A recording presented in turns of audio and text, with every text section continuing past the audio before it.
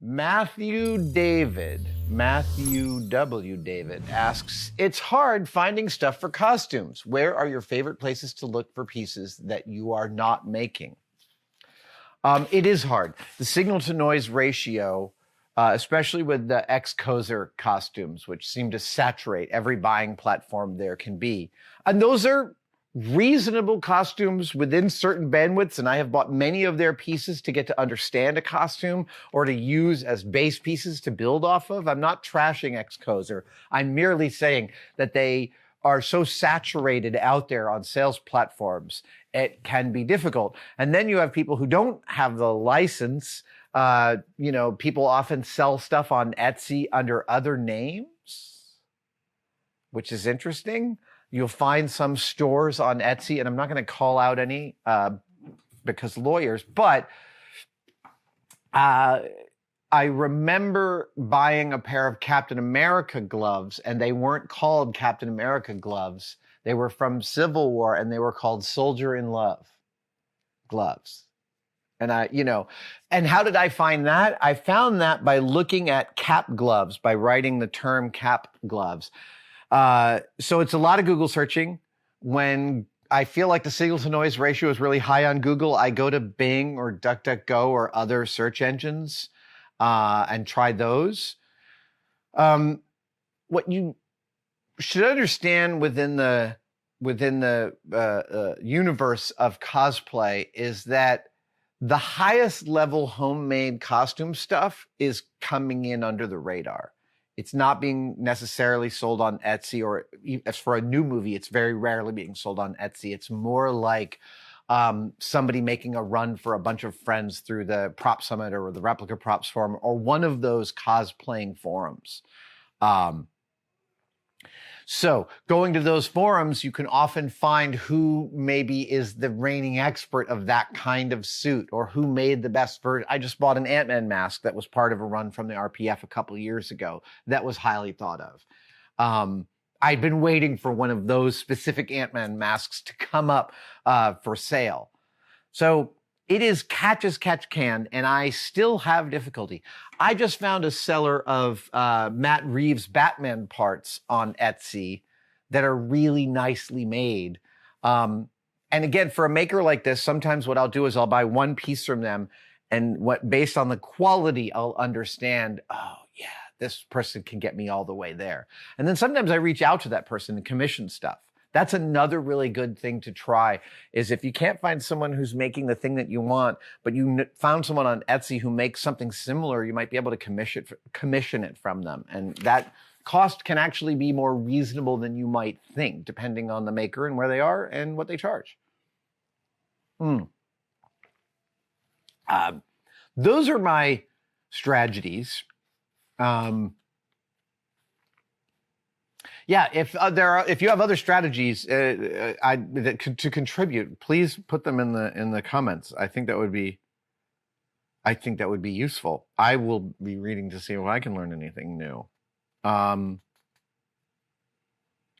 Ryan Massey, interesting question. Do you think storytelling is necessarily an important piece of cosplay? I know you like to create little stories with your pieces. Each ding and scrape you add creates character. Is there such a thing as wasteful character in cosplay? Details that don't necessarily add to the feel and vibe of the cosplay and can even become reductive. I'm thinking about the second part of your question, and I'm not sure I think that happens, but storytelling is absolutely an intrinsic and important part of cosplay. I'll put it this way, if storytelling wasn't important to cosplay, we'd just put on costumes and we'd just walk around, right? We just walk around in costume. And some people do that. There's certainly a lot of that at a con, because you walk around in costume and character for an hour and then you got to take a break. So you're eating a hot dog in your Captain America outfit.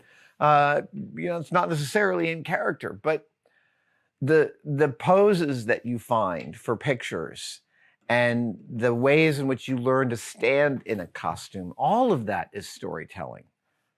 So it's not, it's funny, it's not like it's an important part, it's intrinsic to it. It's as intrinsic as a body is. Yeah, I'll go that far. Storytelling is, without that, it's just clothing display.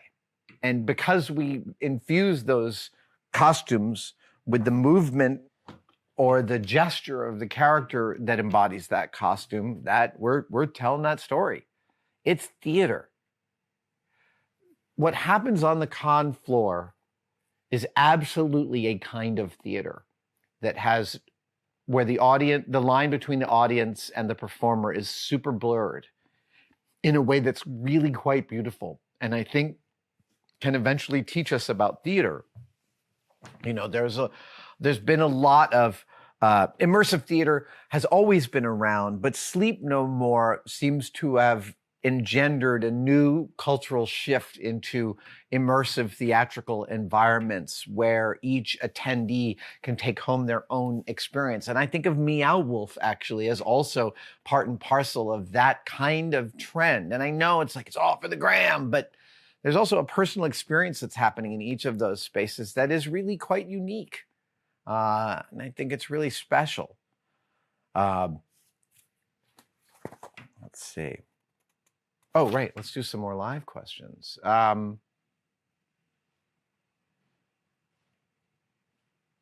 Where can one wear a cosplay other than a con? So I was at a conference in Vail earlier this year. And it was with a bunch of some very high achievers, let us say. And we were getting ready to go dog sledding one afternoon, because that was one of some conferences have like talks in the morning and then afternoon activities. That's what this was. And the afternoon activity on that day was dog sledding, which was some of the most fun I've had on an afternoon in a long time. Boy, do I love dog sledding. And dog sledding dogs are the muskiest, most stinky, in the best way, affectionate dogs. I loved it. Do you know they poop while they run? Okay, that's enough dog sledding facts. I was getting ready to go dog sledding, and I had on this coat that I had bought. It's like a khaki coat that says NASA with this big fur collar, and it looks very much like, it looks like one of those expedition jackets from the snapshot of the UFO from The Thing. And one of the other guests at this conference saw me, and he was like, "Dude, you are geared up. You look fantastic. What's your secret?" And I said, "My secret is that I am never not cosplaying." And I will quote RuPaul as saying, "We wake up naked, everything else is drag." I absolutely ascribe to that. Everything we wear tells a story about where we're at. And if you don't think you're telling a story, then I don't think you're paying attention, but you really are. And it's something that I love about clothes. And I love, just as much as I'm talking about creating silhouettes for a con or for a costume, I love doing the same by wearing a nice tux to a black tie event, or just putting on a nice casual jacket for a more cocktail casual event.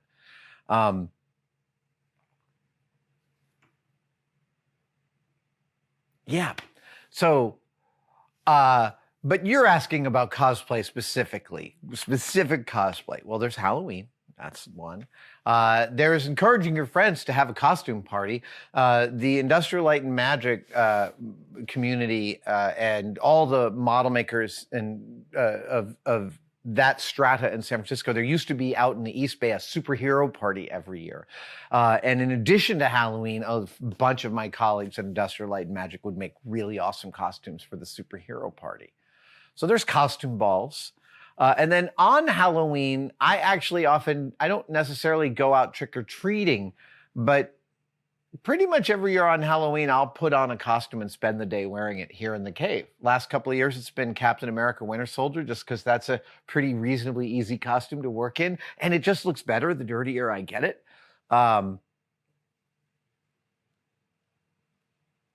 Yeah, man, so, yeah, I think I've answered the question. New Year's Eve, also, not unreasonable to dress up. I mean, hopefully someone else is doing it with you at the party. Book a photo shoot. What's that? Book a photo shoot. This is something. Yeah, Norm says book a photo shoot, and that's another one. And some of the most fun I've had cosplaying, when we did Michael Schindler, we did a whole day of wet plate photographs of a bunch of my cosplays with Michael Schindler when he had a studio here. And that was really, really fun, especially because I had Norm and Danica there. We were dressing me with each costume and really specifically sort of guiding them in. It felt like I felt like I had a lot more control over each costume in turn that we were using.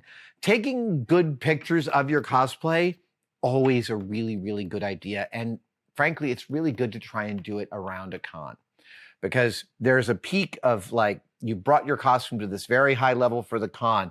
That's the moment to like get one of your friends to come meet you in a like, you know, copse of woods sit in the middle of the city. You put on your costume and take some pictures. I wish more cons would have a structured place where cosplayers could get excellent pictures of their costumes with like the background that they need. At Silicon a few years ago, there was a cityscape, right? Yeah. And occasionally that shows up, but there should be more. Thank you so much for watching. If you'd like to support us even further, you can by becoming a tested member. Details are, of course, below, but it includes all sorts of perks, and we're building them all the time.